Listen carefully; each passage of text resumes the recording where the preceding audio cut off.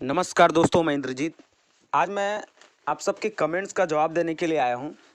बहुत सारे बच्चों ने विभिन्न प्रकार से कमेंट्स किया है कि सर एग्ज़ाम फॉर्म कब तक फिल करेंगे। तो मैं आपको बता दूं, आपके पास केवल 2 दिन बचे हुए हैं। 29 मार्च तक आपको कंप्लीट कर लेना है। कुछ बच्चों ने कहा कि सर हम फॉर्म तो भर रहे थे, लेकिन फॉर्म भरते भरते कुछ कुछ गड़बड़ी हो गई है। तो उनको भी चिंता करने की कोई ज़रूरत नहीं है। आपको 29 मार्च के बाद 3 दिनों का समय मिलेगा, जिसमें आप त्रुटि सुधार कर सकते हैं। तो जो भी गलतियां हुई है उनका आप सुधार कर लीजिएगा और उसका प्रिंट आउट करवा लीजिएगा। एक बच्चे ने मुझे कहा कि सर प्रिंट आउट निकल ही नहीं रहा है, हम तो फॉर्म भर चुके हैं। तो उन बच्चों को मैं कहना चाहूँगा, आप उसको दोबारा फिल कर सकते हैं, कोई दिक्कत नहीं होगा उसमें। ठीक है। और इस बार प्रयास का जो एंट्रेंस एग्ज़ाम होना है, कुछ नए ज़िले बने हैं, उनमें भी उनका सेंटर दिया जाएगा।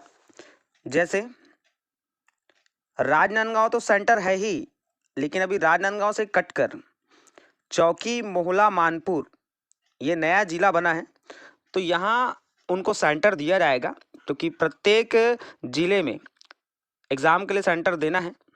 उसी प्रकार खैरागढ़, गंडई, छुई खदान, वहाँ भी आपको नया सेंटर देखने को मिलेगा। सारंगढ़, बिलईगढ़ इसमें भी मिलेगा, और बलौदा बाज़ार तो मिलना ही है।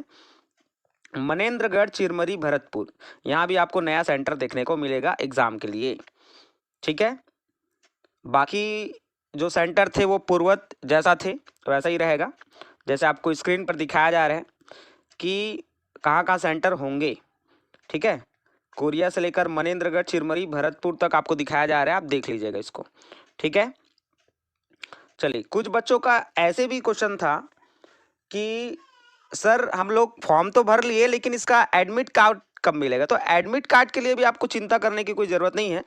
प्रवेश पत्र आपको केवल परीक्षा के 1 या 10 दिन पहले मान सकते हैं, या तो 1 हफ्ता पहले या तो 10 दिन पहले आपको जारी किया जाएगा।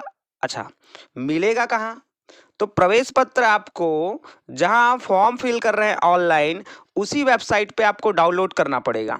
ठीक है। उसी वेबसाइट में जो अभी आपका रजिस्ट्रेशन नंबर मिलेगा, जब आप फॉर्म भरेंगे तो आपको एक पंजीयन नंबर, जिसको हम रजिस्ट्रेशन नंबर बोल रहे हैं, वो आपको मिलेगा। उसको क्या करना है, आपको उस वेबसाइट में जहां आपको एडमिट कार्ड के लिए लिंक दिया जाएगा, वहां फिल करना है।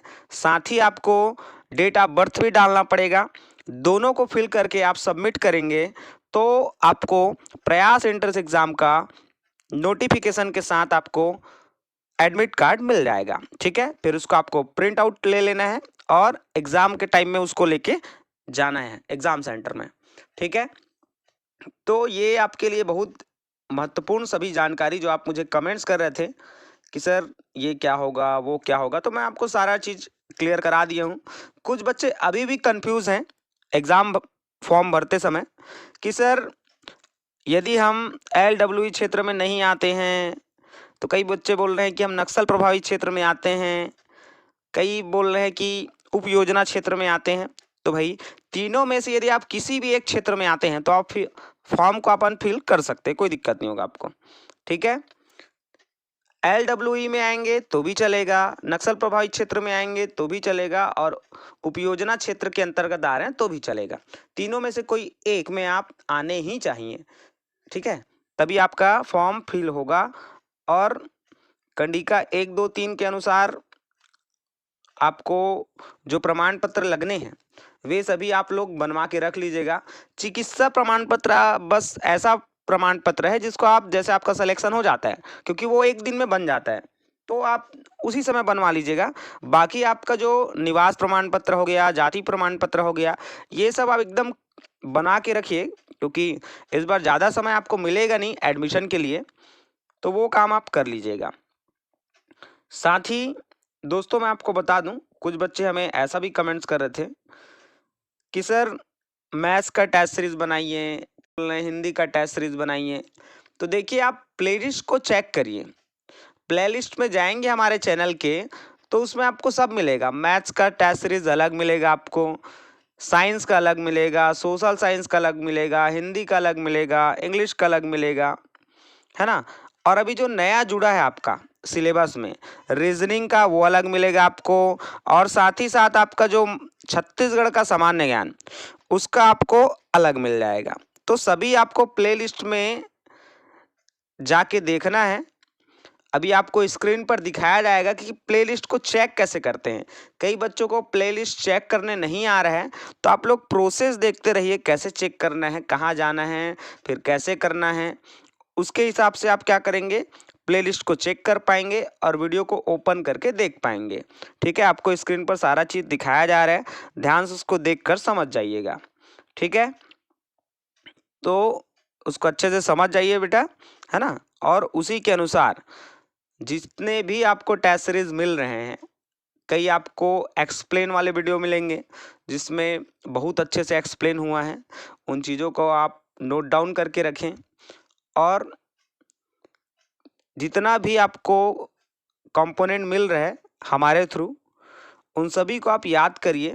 आपके एग्ज़ाम के दृष्टिकोण से बेहद इम्पोर्टेंट है सारा चीज़, क्योंकि ऐसा मटेरियल आपको मिलेगा नहीं। जो बच्चे इंग्लिश मीडियम के हैं, तो उनके लिए मैं बता दूं, पहले जैसे हम स्टार्टिंग में वीडियो वगैरह बना रहे थे, तो अब हम लोग केवल हिंदी मीडियम के जो बच्चे हैं उनको दृष्टिकोण रख के उनके लिए बना रहे थे।